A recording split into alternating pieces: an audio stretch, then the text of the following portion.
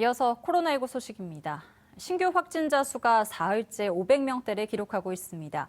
비수도권에서 집단 감염이 확산하고 있는데 각종 지표가 심상치 않습니다. 백신 접종은 속도를 내는 가운데 방역당국은 상반기 1,300만 명 접종 목표를 달성하기 위해 고령층의 접종률을 높이는 데 주력하고 있습니다. 이은성 기자의 보도입니다. 오늘 0시 기준 국내 코로나19 신규 확진자 수는 516명으로 집계됐습니다. 감염 경로를 보면 국내 발생은 481명, 해외 유입은 35명입니다. 지역별로는 수도권에서 280명, 비수도권 201명으로 비수도권의 신규 확진자 비율이 사흘째 40%대를 이어갔습니다. 확진자 한 명이 주변 몇 명을 감염시키는지 보여주는 감염 재생산 지수는 경남권을 뺀 모든 권역에서 1을 넘어섰습니다.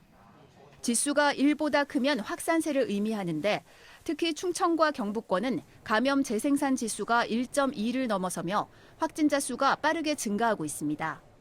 확진자 개별 접촉을 통한 감염 비율도 47%로 집계를 시작한 지난해 8월 이후 가장 높은 수치를 기록했습니다. 백신 접종은 속도를 내고 있습니다. 신규 1차 백신 접종자는 7만 1천여 명으로 모두 386만 4천여 명이 1차 접종을 완료했고 2차 접종자는 하루 새 10만 명 이상 늘었습니다. 하지만 고령자 접종의 경우 80대 이상의 접종률은 51%, 60세에서 74세 어르신의 사전 예약률은 56%로 50%대에서 정체된 모습입니다. 방역당국은 고령층의 경우 감염 예방 효과가 크다며 접종 독려에 나섰습니다.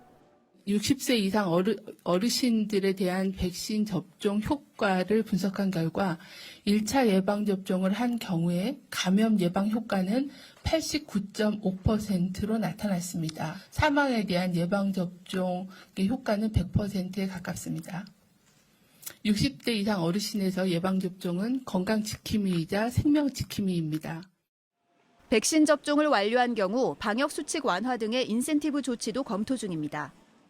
특히 저희가 좀 7, 8, 9월에는 방역 체계 자체를 조금씩 이완시키기 시작할 거기 때문에 접종을 받으신 분들은 상당히 안심하고 생활을 하실 수 있고 일상 회복이 좀 더 많아지겠지만 접종을 안 받으신 고령층 같은 경우는 그 기간을 좀 계속 좀 불안하게.